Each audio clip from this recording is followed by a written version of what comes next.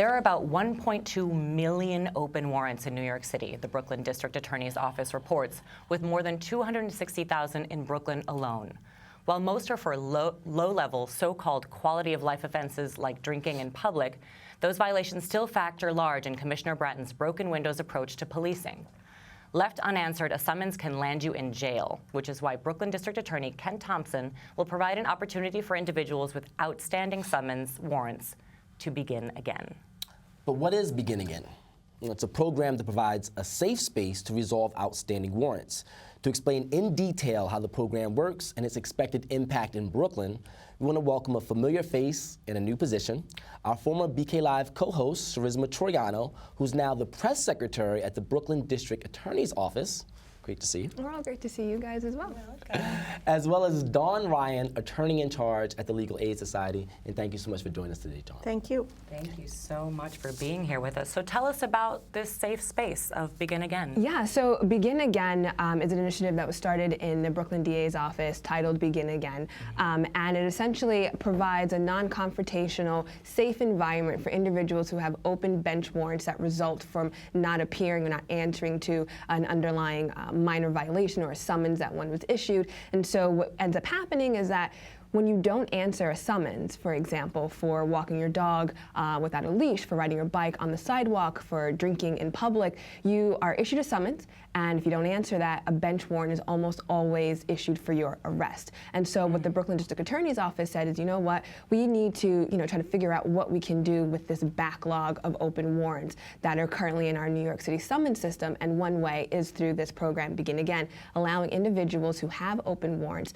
to come down to either a church or a mosque or school, but just to come down to the Begin Again initiative, wherever we may decide to place it, and you sit down with a legal aid attorney, then you also will then end up going in front of a judge, handling that outstanding warrant, and beginning again.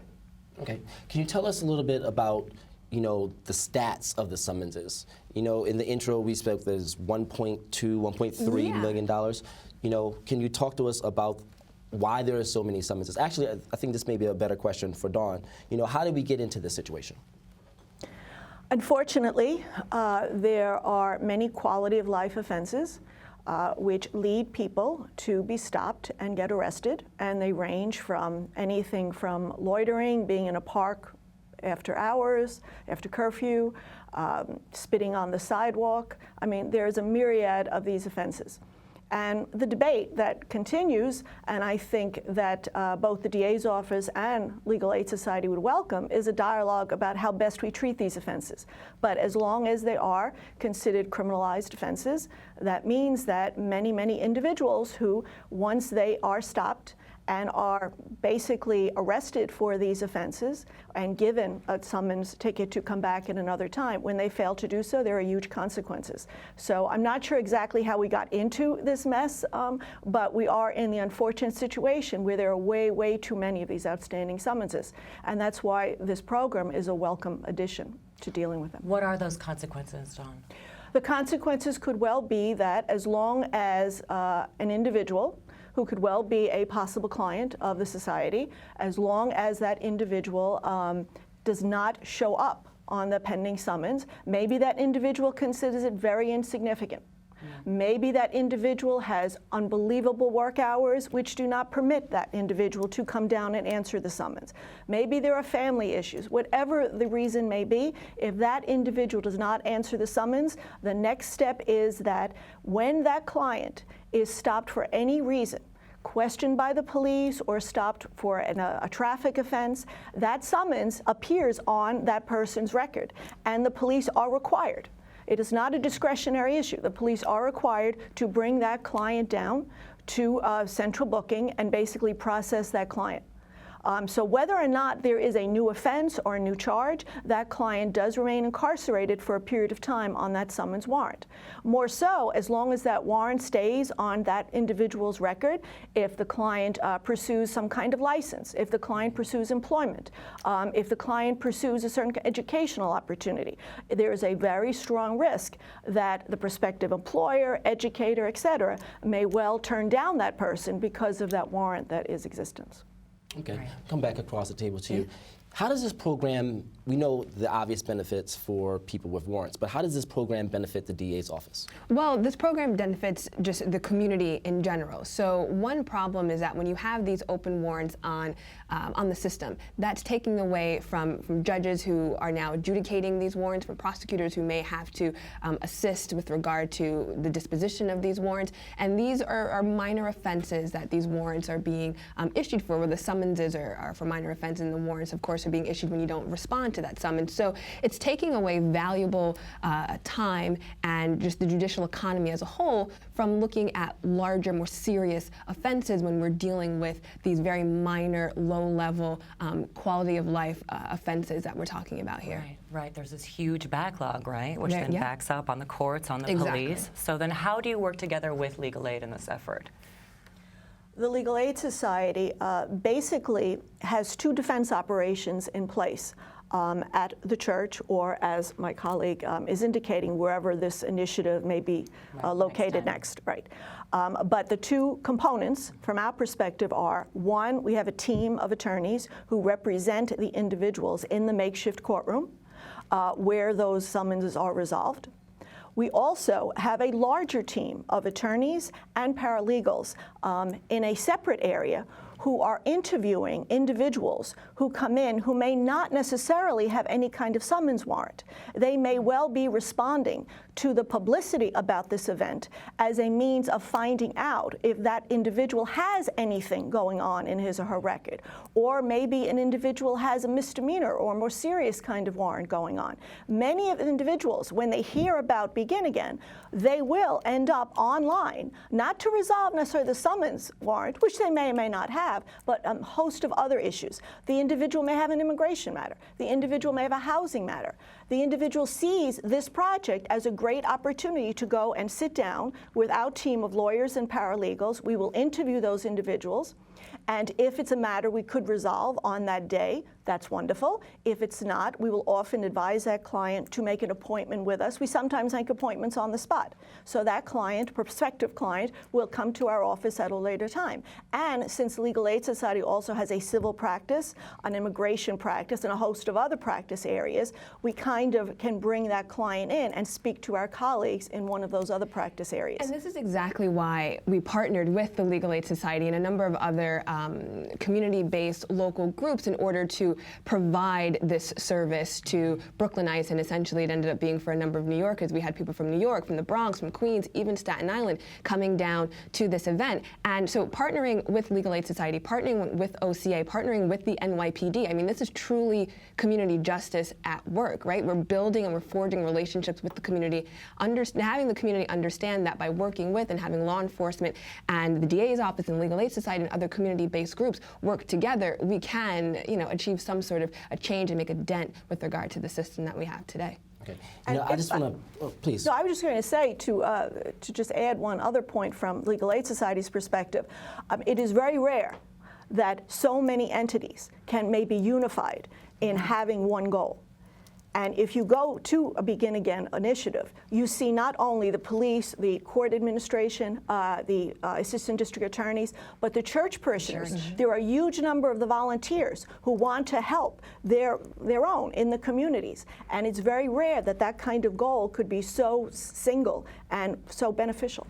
Okay. Can you walk us through the process? Because I know, the communities most affected, by this process are communities of color, most times. So these communities do have a large level of distrust for law enforcement. So you said that NYPD law enforcement will be on the premises. What are you doing to get people to actually trust this sort of setup, and how was the first one received? Well, the first one was extremely successful. We had over 1,000 people over the two days show up, and that is significantly higher than any sort of similar initiatives that were in Brooklyn prior to. And so, you get the word out as best you can through community media. I know that the district attorney did a number of radio interviews, and so, the community, I think, as a whole, yes, there is this underlying tension, but there's also an understanding that in order for our communities to move forward, there does need to be a relationship between law enforcement and all forms of law enforcement, right? Because law enforcement does not just stop at the NYPD. I mean, law enforcement includes judges, it includes your prosecutors, and having an understanding that, you know what, when you come to Begin Again event, it is a safe event. You know, there's no worry of arrest, and I think that the over 1,000 people that came can testify to that. You know, we did create a very safe environment for individuals to address a true issue. I mean, they had warrants, they had underlying summonses, so the issues are there, but the way in which it's handled is in a very less confrontational manner. Okay, I just want to clarify. Now, this event is happening in Brooklyn. Let's say someone is a Brooklyn resident and they may have a summons in another borough. Is this still an event that is good for them? Is this a citywide effort? So it's a Brooklyn effort, you know, and if it turns into a citywide effort, all the better. But if an individual who either is from Brooklyn or isn't from Brooklyn and had a summons from another jurisdiction, we didn't turn anyone away. So if you still came down, we would still have a Legal Aid Society sit down, interview you, talk to you, and then work out the steps afterwards. So we did not turn anyone away. Okay. Now, another thing, I don't drive anymore, but so many of my friends, they get traffic violations, and, you know, things sort of result from that. So is traffic going to be there? Are traffic going to be handled as well? So with regard to traffic, that's handled strictly by traffic court. Okay. So if you had a traffic summons or a traffic violation, we would, you know, we'd still have you screened through Legal Aid Society's attorneys. But in those instances, what often ends up happening is that you would either get a letter or some sort of a note saying that you did attempt to come down to Begin Again and resolve that warrant or resolve that issue. And you know, we can't guarantee what that is going to do once you get to traffic court, but it shows a good faith effort at the very least. Yeah. The hope is that at a minimum the penalties will be waived when that individual is, because through the assistance of the district attorney's office, we are able to give the clients basically forms which will verify that the client at least attended Begin Again, even though that traffic matter could not be handled at that time. Okay. And that form can be brought to the adjudication judge. Okay. And for any of our viewers watching who may say, you know, that was years ago, did I ever pay that ticket? Or, you know, I was driving on my bicycle on the sidewalk. How can we, so they don't go away? No. Warrants do not warrants go don't away. go away after 7 years? No. Besides coming to you, so besides coming to you face to face, how could I find out if I had an outstanding warrant? Is there a way? Is there somewhere to go? You would be able to go to 346 Broadway, the summons part, and speak to the clerk's office at that part.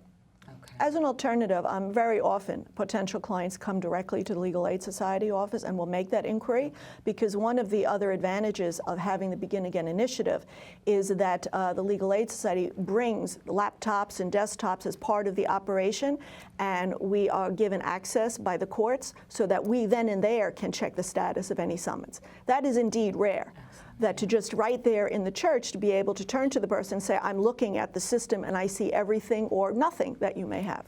So it makes a big difference. Otherwise, the client would have to take time off from work, time off from school, whatever the responsibilities may be, and go to the summons part to find out. The very reasons they probably weren't able to address it in the first place. Right. Exactly. Exactly. You know, there's so many questions. Actually, we didn't even get to any. We didn't get to any of these questions at all. But you know, the dialogue is just beginning. Can you tell us where the next event will be? Yeah. So I can say that the next one will be in September. We're working on preparing one for the fall. We're working out where it's going to be. But as soon as I know, I'll definitely come back and tell you guys.